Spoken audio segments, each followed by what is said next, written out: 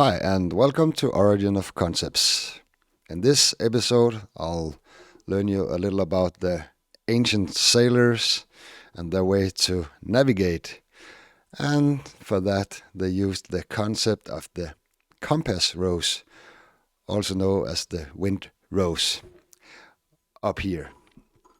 And it's a very exciting story to dig into, with a lot of misinterpretations on the run.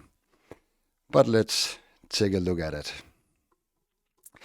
The compass rose, also known as the wind rose, originated from ancient Greece as a symbol of navigation at the sea, based on the 8 winds, the rose of winds. And the wind rose isn't the rose created by drawing the compass star, which many believes. And the wind isn't the wind at sea, as many also believes. Well, not in the start. Later maybe, but not in the start or in the beginning. Because both the rose and the winds are aspects of the Milky Way center. So let's take a look at the Milky Way here. First of all, the rose. Oh, forgot my pen here. The rose is the disk in the Milky Way center. And the winds is visualized by the striped shadow here. This is the wind blowing. And which also represents the god of the winds, Anemoi, who blows the sails of the ship, also visualized here in the striped shadow, because the striped shadow represent a ship in heaven, and the onion you see here is the sails of the ship. So so far so good. And the Milky Way center also looks like a giant mouth blowing the wind. If you look at some of the ancient maps, you see gods like blowing the winds from 8 directions. And let me display it for you here, because this is the wind coming out of the mouth of the god in the Milky Way center here.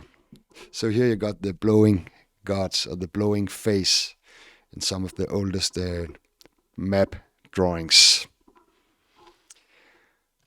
The ancient Greeks relied their navigation on the celestial sky. That's not a secret. And the Milky Way center, the red wind rose, served as the primary point of navigation. So they used the stars and the sun and the moon, but the Milky Way center was the number one. The wind rose here, with all the thorns on the rose. And the thorns is also the wind. And this is basically also the origin of the divine rose, but that will be for another video. Okay. In many of the original wind rose drawings, the spikes of the cardinal points were mixed with waved spikes as a symbol of the divine light emanating from the disk, because the sailors not only used the Milky Way center as a navigation point, but also as like a divine story to keep the sailors safe. And so let me display it here, because you got the disc, the rose, with the winds. Now I'll put the stripe shadow here as spikes, because spikes is always the stripe shadow. So here you got the foundation of the compass. But then they made like, you know, waved spikes. Yeah, like this. Here. Because it was a combination of the mortal world, so to speak, and the divine. And the waved stripe or waved spike is, of course, the light emanating from the disk in the Milky Way center, so to speak, while the others are the wind directions. And then the compass will evolve, and they, recognized the north, south, and east and west. And then it get into the compass we know today. But it all started in the Milky Way center, and with the big rose in the sky and the 8 winds blowing by the gods. Okay, that's all you need to know. It was just the wind rose. Maybe you don't care. Maybe you think that's the blast of your life. Who knows? Thank you for watching, and until the next video, take care. Bye.